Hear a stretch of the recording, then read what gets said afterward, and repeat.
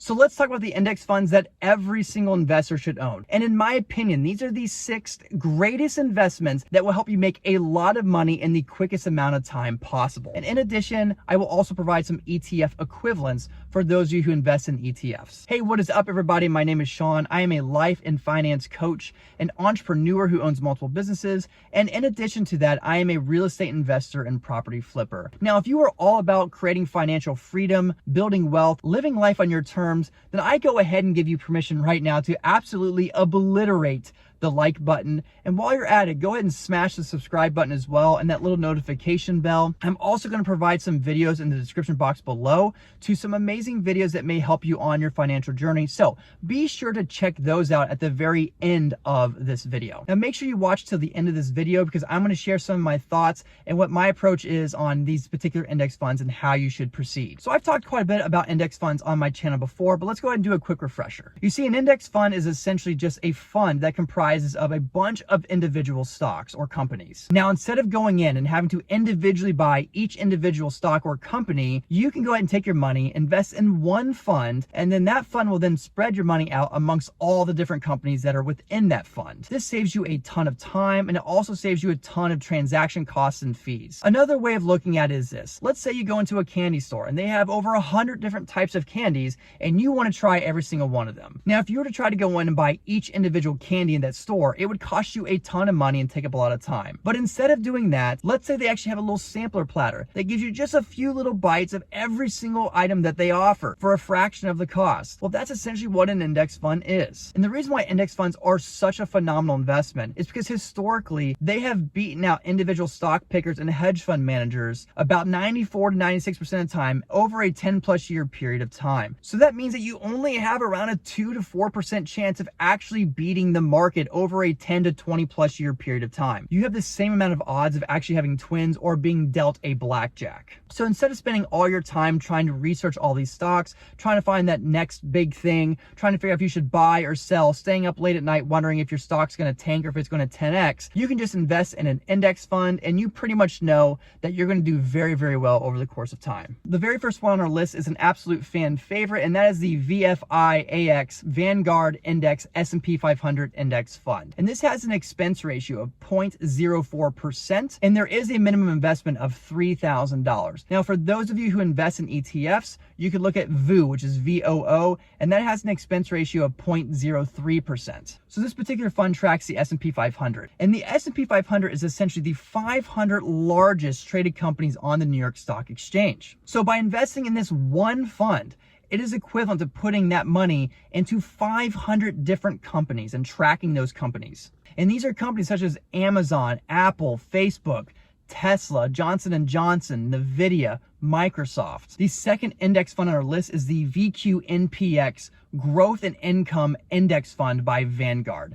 Now, this has an expense ratio of 0.32% and a minimum investment of $3,000. So what's really unique about this index fund is that it wasn't created to track the S&P 500. It was actually created to try to beat the S&P 500. Now, this particular fund was created in 1986 and historically has returned around 10.55%. Tracks 1,788 different companies. So that means that not only are you going to find some large companies that you'd find in the S&P 500, but in addition to that, you're also going to be finding some small cap and mid cap companies as well. Now, when I say small, medium, or large cap companies, all I'm saying is the capitalization, also meaning, what is the valuation of that particular company? The idea being that because there's a lot of smaller companies in this particular fund, that means that there's a lot of potential room for growth. You see, really large companies like Amazon or Microsoft, they can't have such drastic increases in their size because they're already so big. When you have a really small company that's just starting out that has a lot of potential, there's a lot of room for growth, which can really help increase the growth of your stock portfolio. Now, the third fund on our list is the VTSAX Vanguard Total Stock Market Fund. And this has an expense ratio of 0.04% and a minimum investment of $3,000. Now, for those of you who invest in ETFs, the equivalent would be VTI. Now, what's unique about the Total Stock Market Index Fund from Vanguard Vanguard is that not only does it have some of the same companies that you'd find in their S&P 500 fund, but it literally has every single company on the US stock market, ranging from the large companies to the small companies and the medium-sized companies. So if there's a public traded company, no matter how big or how small, this stock is going to have a small percentage of it. This is a really great way of creating massive diversification with higher potential upside because you are investing in those small stocks. The fourth one on the list is the SWPPX Charles Schwab S&P 500 Index Fund. This has an expense ratio of 0.02% and a $0 minimum investment. Now, the reason why this particular fund is so great is because it does track the S&P 500. So it would have the same performance level as the Vanguard fund, but one of the great things about this Charles Schwab fund is that you do have a slightly lower expense ratio. So instead of 0.04%, you're talking a 0.02%. And in addition, there's a $0 minimum investment. So a lot of the downfalls to the Vanguard funds is that a lot of people who are just getting started don't have $3,000 to get started. With this particular fund, you can start with as little as $1 and get started with your investing career right now. Now, the fifth one on our list is the FXIAX Fidelity Total Stock Market Index Fund.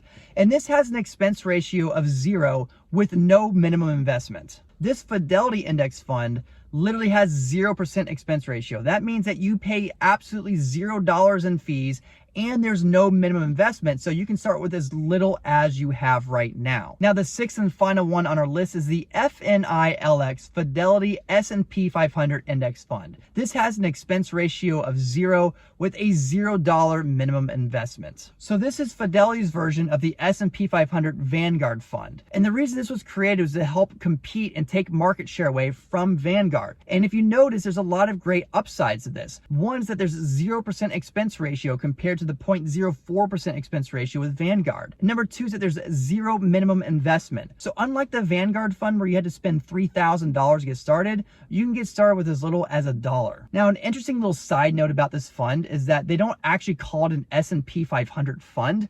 And the reason being is that if they did, they would have to pay a licensing fee, and that would actually incur more of an expense. So instead of calling it that, they omitted the expense. That way they could keep this fund at a 0% expense. With this particular fund, you're going to get the exact same companies and the exact same performance out of it. It's just not called an S&P 500 fund. So let me share some of my thoughts and opinions on how to approach all these different funds. So we just talked about 6 different index funds. And honestly, if you were to invest in any one of these, you would do exceptionally well over the next 10, 20, 30 plus years of your investing career. However, I don't think it's necessary to have absolutely every single one of these.